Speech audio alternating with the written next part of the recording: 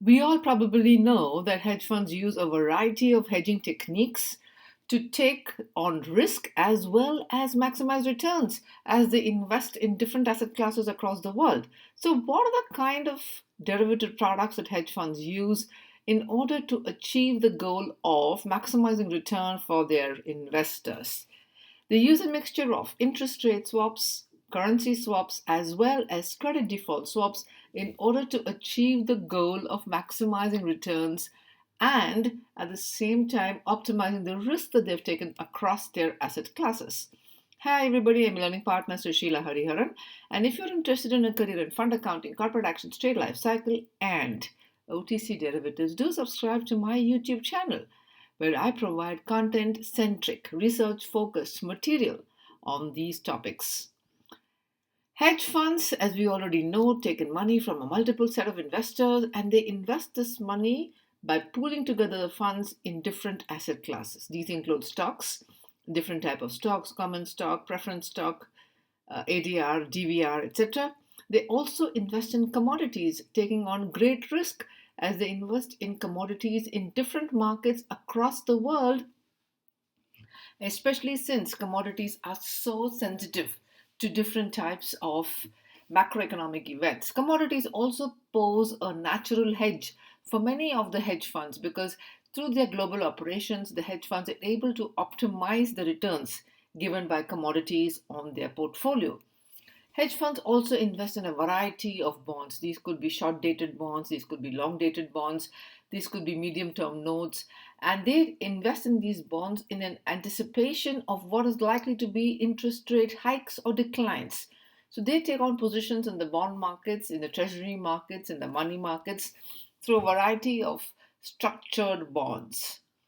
Hedge funds also participate aggressively in the foreign exchange market. As you already know, the foreign exchange market is perhaps the largest market in the world, trading almost trillions of dollars worth of foreign exchange on a daily basis. That makes it a very large sum of money for the hedge funds to not pay attention to. Okay, so even though you may say that USD euro is the largest currency pair in the foreign exchange market, hedge funds also take on gambles with exotic currencies like Mexican pesos, Filipino pesos, or some of the South African currency, South African rand, because they want to again take advantage of arbitrage opportunities. They want to take leverage so that they're able to generate higher returns to their investors. So, since hedge funds invest in such a large variety of products, commodities, bonds, equities, as well as foreign exchange, they obviously take on a lot of risk. We all know that hedge funds are risky in nature compared to mutual funds, and perhaps many of us are also aware that hedge funds are taking on risk, but they don't take on risk blindly. Okay, they have a very able and quant driven method to take on the risk. Okay, they take on the risk in a very calculated fashion because they don't want to take on risk. They're not going to go into war, unarmed. Okay, no one is foolish to go into a battle without any guns. So hedge funds also take on only calculated risks because these risks help them generate great rewards. If they get higher than normal rewards, they of course will anyway earn the management fee. They also get that incentive fee, which in some cases can be as high as 20% of the fee structure, 20% of the returns that the investors are earning. Okay, so this balance between risk and reward is more tilted towards risk, but it doesn't mean that it is a blind risk. Okay, taking on risk is not a blind activity, it's a calculated risk, and that calculated risk enables investors to get more and more returns if the calculation pays off in their favor. Let's take an example. A hedge fund invests in dollar denominated bonds. These bonds are issued by corporations in the United States and they are denominated in USD. Let's say the hedge fund is also based in the US. These bonds could be paying fixed coupon rate or they could be paying SOFR coupon rate. SOFR is the ARR, or the alternative reference rate, secured overnight financing rate, which is reset every day by the US Treasury Department. So USD bonds can either be fixed coupon, paying fixed coupon, or they could be paying SOFR coupon rates. So what kind of an issuer issues fixed coupon rate bonds? A issuer who expects that interest rates are going to increase will perhaps issue a fixed coupon rate. Now, does this make sense? Because the issuer is a borrower, right? The borrower is expecting interest rates to increase.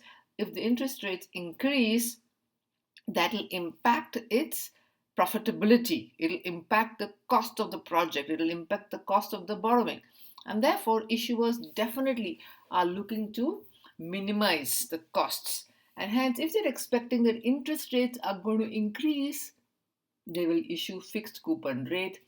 This definitely eliminates uncertainty for the issuer.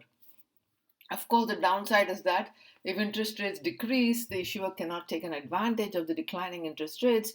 But in a sense, it kind of eliminates the uncertainty of the interest rate cycle, which during the last 4 years has been extremely volatile, going all the way to near zero as COVID set in March 2020 and hitting a peak of almost 6.5% on the Fed rate in December of 2023. So this interest rate cycle has been so volatile, has been extremely unpredictable in nature. Like it's always been 3 months into 2024, and we're all expecting the Fed to actually start decreasing interest rates, but no central bank in the world has had the guts to do that. So interest rates are a difficult monster to predict. The investor who invests in fixed coupon rate is one who's expecting interest rates to fall. So look at it. Issuer and investor are of different risk temperaments as well.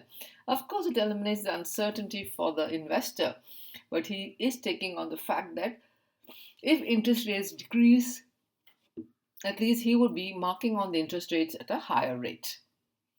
What is SOFR? SOFR is the secured overnight financing rate, which has been the substitute for LIBOR for the last 3 years now. SOFR is a variable rate of coupon, and what kind of issuer would issue bonds that are SOFR coupon payments? These are the issuers who are expecting interest rates to decrease.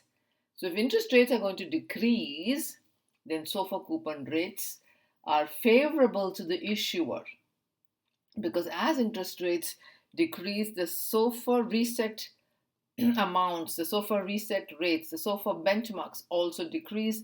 Thus, the issuer is expecting that the interest rates would also be beneficial to the issuer of the bonds. They are not risk averse. In fact, they want to take advantage of risky events or turn of the yield curve, as they call it. The yield curve is changing from a steepening or to a sloping downward yield curve. So there are many events that take place during the cycle which enforces that SOFR is a better coupon payment for the issuer. So what does a hedge fund do? Okay, through swaps. So let's understand what is a swap. A swap is a derivative instrument. Okay. Now, the minute you hear the word derivative, you must know that there is an underlying. Okay. Instrument is a instrument that is issued by the market. Okay. So there has to be an underlying instrument or an underlying asset over which there is a derivative instrument, which involves an exchange of cash flows, the cash flows being called as a leg. Okay? And this swap is based on a notional principal amount. So, what is the meaning of notional? Notional means that the principal amount never gets exchanged between the two parties to a swap. Okay? So, to give an example, a swap is nothing but an exchange of cash flows between two parties Both parties are called parties to the swap, okay? Receiver and payer. They are not buyer and seller. There is a notional principal amount that is involved, and this notional amount takes into consideration the payment of the cash flows. Okay, so why is the notional principal amount important? The notional principal amount is important because it enables the calculation of the cash flows. So the term principal amount means it can be exchanged, but the minute we take into consideration the term notional and we add on the term notional to that principal amount, it cannot be exchanged. It is only a figurative amount used for calculation of different types of cash flows. The first kind of a swap is an interest rate swap, or IRS. An IRS is an exchange of different coupon payments.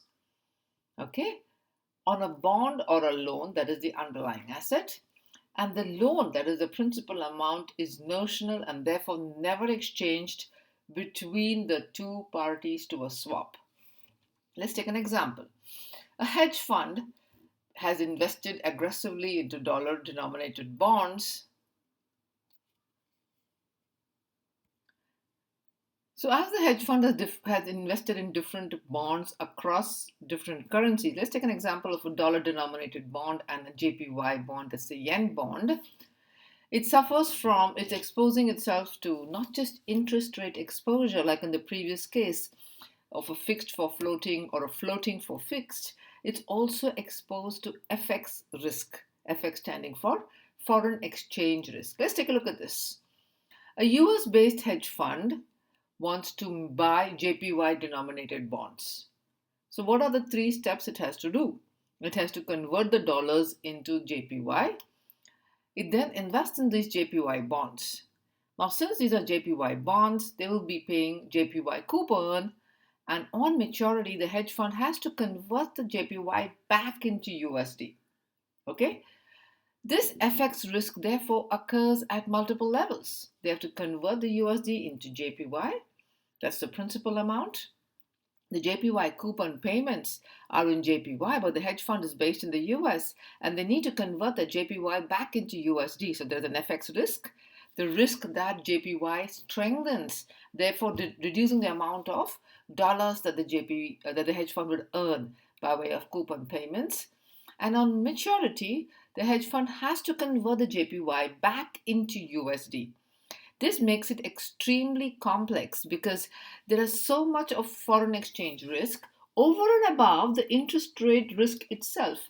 Let's assume that USD coupon is increasing and JPY coupon is decreasing. Okay, so what has the hedge fund done? It has converted dollars into JPY. So it's earning lesser interest on JPY. So therefore, there is so much of not just interest rate risk, but also an FX risk that the hedge fund is exposed to. So how does the hedge fund hedge, which is what its main job is, this FX risk? The coupon payments are only hedged. Okay? The maturity amount remains the same as the principal amount.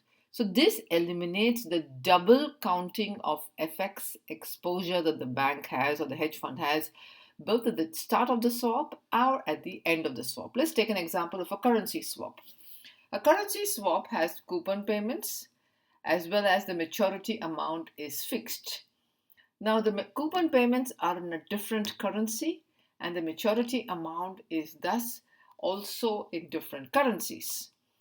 The principal amount, let's say the start date of the swap is 1st January 2024 and the principal amount is $100 million. Okay? Typically, the swap amounts run into millions of dollars because normally there will also be a swap dealer right in between and he also has to make some bit of commission on either leg of the deal.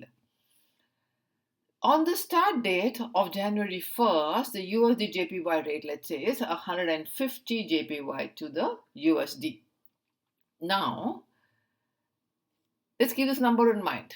Okay, so this literally translates into 150 multiplied by 100, that's 100 million yen. Of course, yen is a much weaker currency than the USD. And let's take a look at what happens if on the end date, which is 5 years later, January 1st, 2029, the yen has strengthened or weakened, that would expose the hedge fund to an additional FX risk. So, as a swap participant, they normally lock in the rate and say, irrespective of what the market rate is of USD JPY on that date, the date of conversion, the rate at which it was converted at the start will be the same as it's on the end. So the hedge fund only has a foreign exchange risk for the coupon payments, and there is no FX risk for the principal amount. Since the principal amount is so large, it could run into billions of dollars or millions of dollars of losses if the currency moves either way. So the foreign exchange risk is thus capped by predetermining the rate of which is going to take place. So typically in currency swaps, the starting swap rate and the ending swap rate for the foreign exchange risk will remain the same. The third kind of swap that comes into place is credit default swaps.